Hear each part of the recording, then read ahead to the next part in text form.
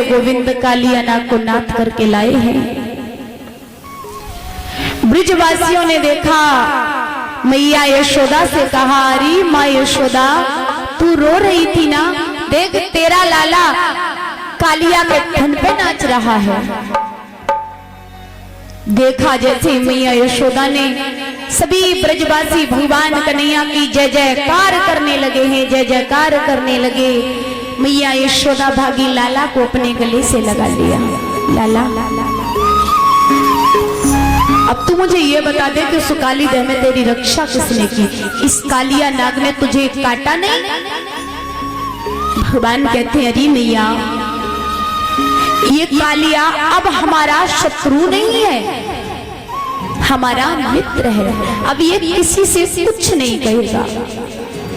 इस तरह से मेरे गोविंद कालिया नाग को नाथा है भगवान ने, और वो नील कमल के पुष्प मथुरा के लिए भिजवाए। तो कंस फिर से चिंता में पड़ गया।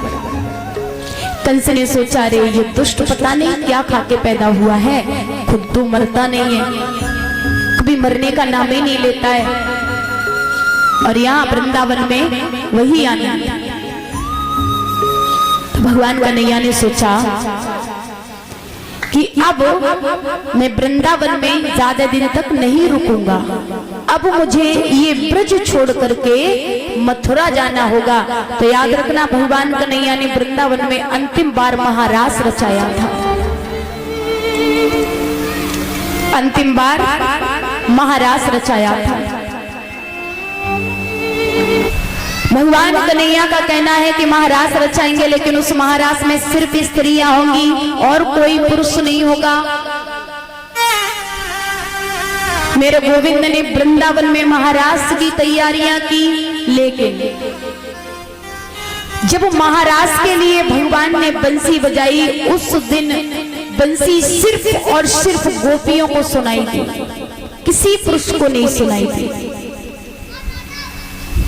और भगवान का कहना था कि महारास में सिर्फ स्त्रियां ही आएंगी और कोई पुरुष नहीं होगा।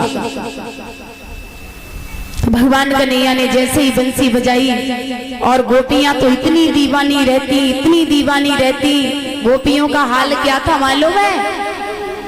भगवान कन्हैया ने बंसी बजाई तो भैया एक गोपी तो श्रृंगार करें, सो एक आंख में काजल लगाए पाओ, तोले बंसी की धुन सुनाई दी, सो दूसरी में लगाओ ही ना, ऐसी चली गई छोड़ के। एक आंख में काजल, दूसरी में है यही ना।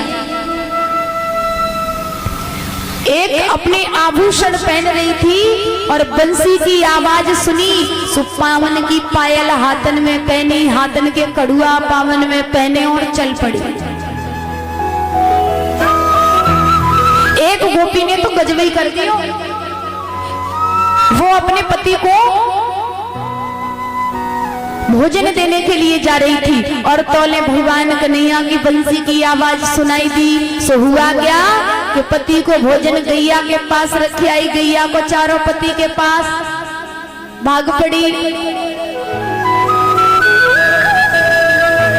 एक सोचे कि भगवान महारास रचा रहे, मैं तो खूब ही सज धज के जाऊंगी, तो होठन पे लिपस्टिक लगावे, बंसी की आवाज सुनाई दी, सो भूल गई लिपस्टिक कहाँ लगानी चाहिए। आंखन में लिपस्टिक लगावे और होठन पे काजल लगाए, और चली लाल लाल आंखें, काले काले होठ।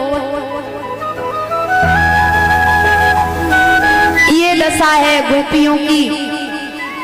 लेकिन महाराज इसी बीच में गौरा मैया पार्वती श्रृंगार करके चली कि आज तो मैं भी महारास देखूंगी। लेकिन भोले बाबा ने पार्वती से कहा कि गौरा कहाँ जा रही हो, और तुमने हमें नहीं बताया कि तुम कहाँ जा रही हो। पति को बिना बताए जाना पाप होता है। कहाँ जा रही हो? तो बाबा कहते हैं क्या बताएं, क्या बताएं। बाबा कहने लगे बताओ जा खा रही हो? तो गौरा मैया कहती हैं अरे बाबा क्या बताएं, आज भगवान कन्हैया महारास रचा रहे। अब गौरा मैया इतनी तारीफ करने लगी और बोली अरे बाबा भगवान महारास रचाते हैं तो इतना आनंद आता है, इतना आनंद आता है कि बस उनकी छवि को निहारते रहो। और सबसे ज्यादा तब जब भगवान के साथ किशोरी जी होती है, तब बहुत अच्छा लगता है। ऐसा लगता है कि किशोरी जी और भगवान कृष्ण की छवि को निहारते रहो। अब बाबा से इतनी तारीफ की, इतनी तारीफ की, इतनी तारीफ की कि बाबा का भी मन मचल गया। गौरा तो तुम महारास में मैं भी चलूंगा। गौरमैया बोली नहीं बाबा, उस महारास में सिर्फ नारियां जाती, पुरुष नहीं। बाबा जिद करने लगे, अब तो चाहे कुछ भी हो जाए मैं भी महारास में जाऊंगा। और क्या बोले हैं बाबा?